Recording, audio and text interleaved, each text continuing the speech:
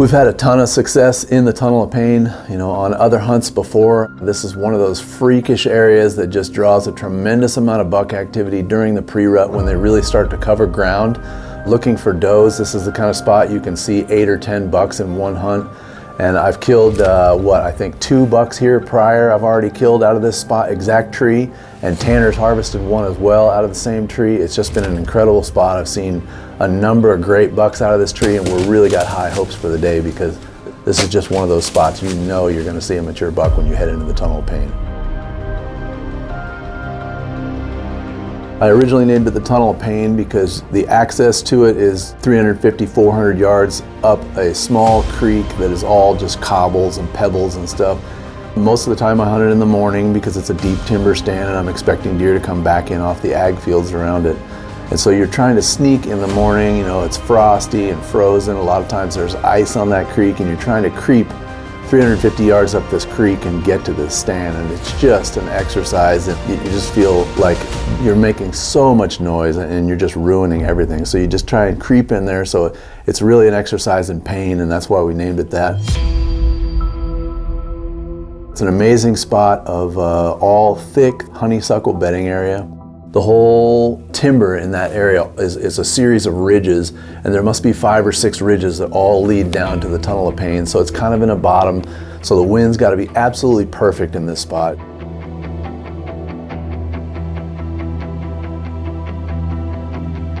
We get all the way up to the stand, and I'm looking up in the stand trying to understand what am I looking at, and I realize there's this huge oak branch laying next to it and stuff. A giant branch in the night has fallen down and smashed both of these tree stands, and they're just laying flat against the tree. The cables are snapped on both of them. I realize we're not hunting. We're not gonna be able to use this tree today at all.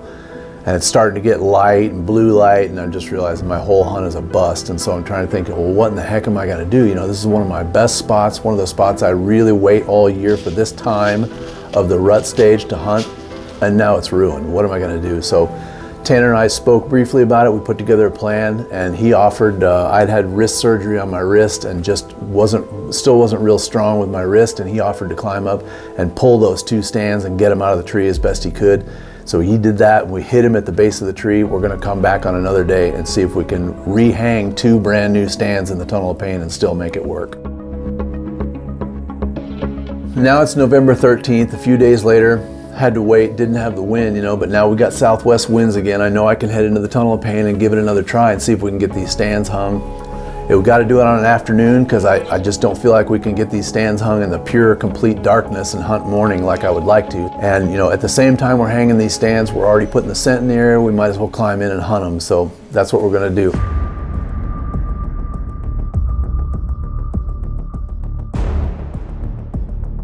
When we're thinking about calling strategy, I know that there's bucks that are tending now, and there's still bucks that are searching and trolling. So we do some estrus bleats with the extinguisher, and we're gonna wait and see what happens.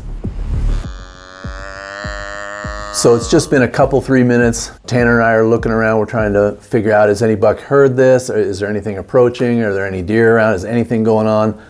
Bang, up the hill I look, and I see a mature buck coming down the hill towards us. And he's on a trail that I've seen bucks in this area use time and time again, and I know exactly, as soon as I see him, I know exactly where he's headed. There's a main scrape right down below the tree stand at 20 yards, and he's gonna pile right into it.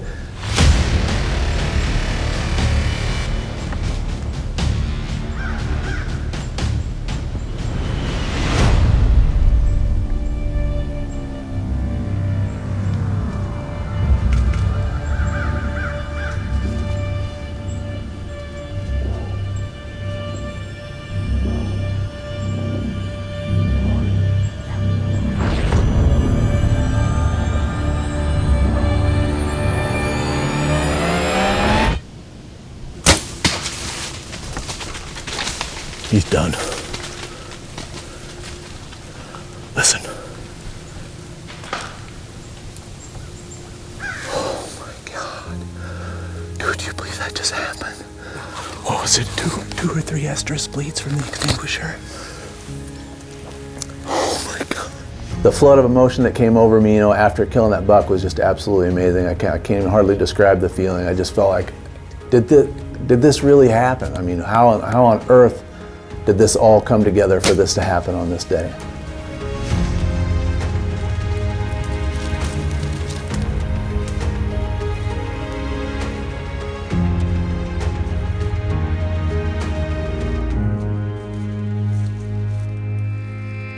These bucks go through different periods during the season, and when they start to focus on covering ground and looking for does, you want to look for these transition area type stands, hub stands that are in areas where a lot of bucks are going to come, maybe from different areas and come through.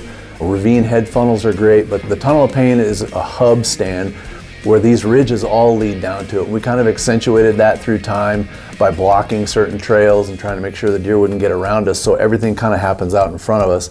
You know, some trails are blocked, other ones I kind of opened up by removing some honeysuckle, and over time this stand has just turned into an absolute monster. When I first hung the tree stand in this spot, it was 3 trees away, and the stand got tuned 3 separate times to get it just right in this area where most of the deer will pass out in front of you and never get behind you. So it's a stand we put a lot of work into, and man, it has paid off over time.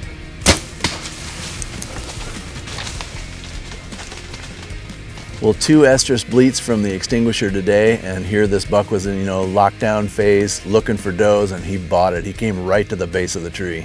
So one of the big keys to this hunt for sure is the really tough, difficult, but almost perfect access of getting to this Tunnel of Pain tree stand.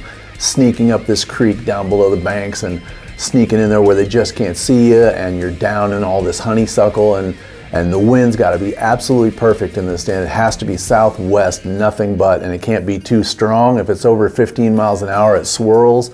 So it's got to be, 5 to 15 mile an hour southwest wind, and got to wait for those right conditions. Make sure that everything is perfect before I head in there, or I just end up blowing it up. So really one of the big keys to the stand is trying to make sure that you've got the best access that you can possibly get. And when you find one of these spots that has almost perfect access, man, it's just absolute gold. Well,